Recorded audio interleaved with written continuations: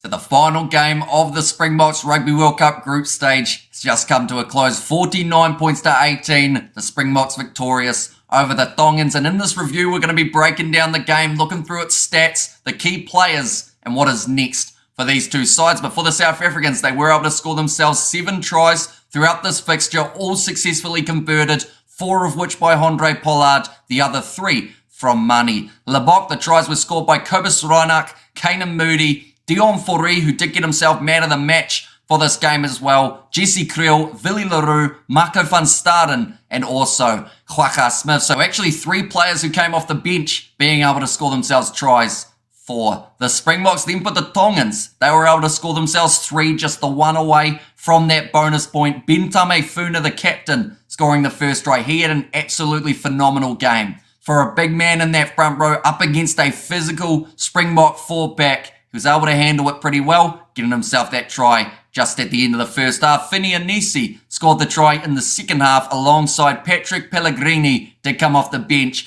managed to score late for the Tongans. And those 2 tries in the second half coming from open play, that chip and chase from Pellegrini was absolutely phenomenal. And then the wide cutout pass to get Fini Anisi over the line for the Tongans as well. But South Africa, they started this match quick, just like they have throughout the rest of the Rugby World Cup. Although early on, it was actually Tonga who were applying more attacking pressure up against the box, just out from the goal line, but not able to break through. So that is a huge credit to the Springboks defence and the way they were able to stop the big Tongan forwards. Looking at some of the stats for this game, in terms of the leaders in certain statistics, Handré Pollard, he did get himself the most points out of any player with 8, of course, returning from injury, getting the chance here in the starting lineup, got 4 from 4 of his kicks over, including the first one, which was extremely tough for the first kick back in 9 months or so, but he managed to nail it and had an overall very impressive game. The most tackles made throughout this game was Sione Havili Talatui, the man from the Crusaders. He's normally a tackling machine in Super Rugby, but tackling 22 Springbok players,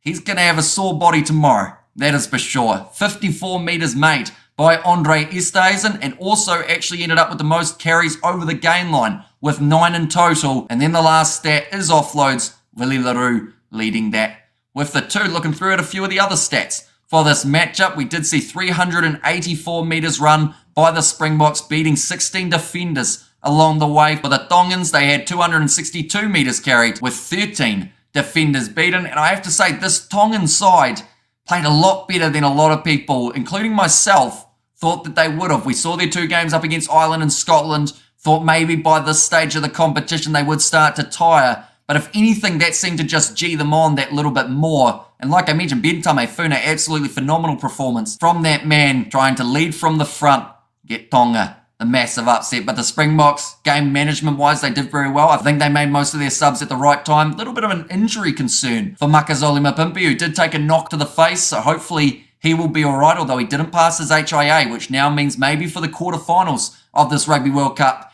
he could end up being missing. Lineouts for the Springboks, they were very successful throughout this game, 17 from 18, which is one of the other reasons why Deon Fourie did end up with man of the match. Marco van Staden came off the bench, his lineout throw was not successful, so I think Deon Fourie definitely the pick alongside Umbanambi as the hookers. For the Springboks, Tonga's lineout pretty successful as well, 14 from 15 being won by Tonga, so they will be more than happy with that and the fact that they were able to score 3 tries in this game up against the Boks. But the key players, I already mentioned about Handré Pollard, what he was able to do throughout this game with his kicking accuracy as well as a few passes. I will say that Mani Libbok, when he came off the bench, did seem to add a little bit more speed to that back line, so the coaches will have to make that big decision. Do you go with Pollard or Libbok when you move through to those finals? Another player who I thought played pretty decently was Andre Esterhuizen at number 12, running the ball hard, and alongside him, Kanan Moody on the outside had some decent moments, although did give away a couple penalties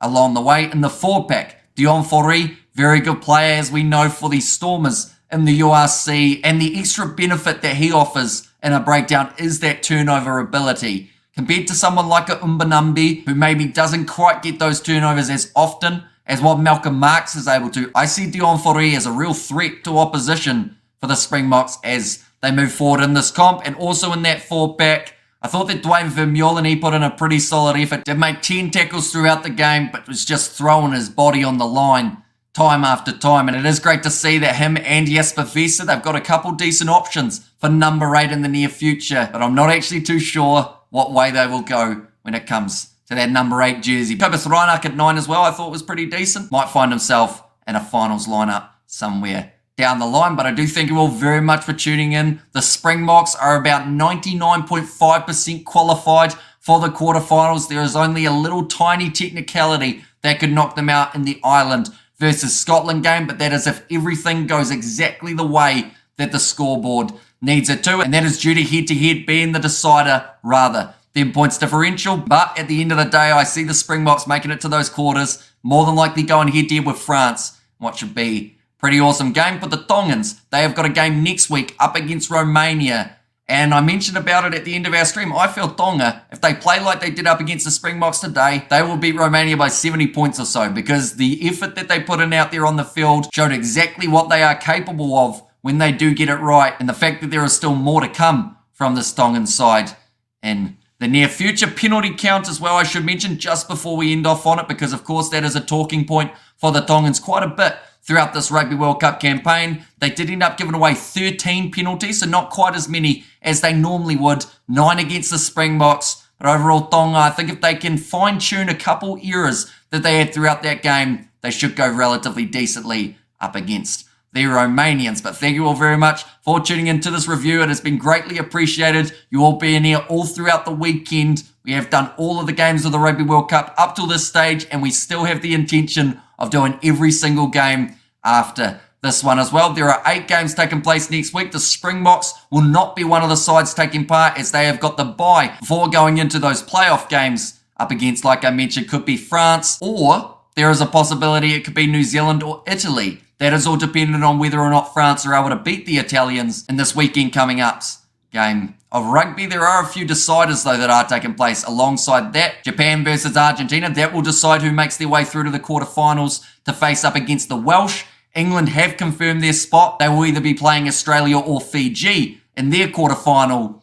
So really, we've still got a lot to be determined, but I do look forward to seeing how it goes. But do let me know what you thought of this match in the comments down below. Who you think were the players that did stand up, and which match of the quarterfinals or next weekend you are looking forward to the most. But thank you all very much for tuning in. If you did enjoy, be sure to leave a like and subscribe to the channel, and I will see you all for the next one.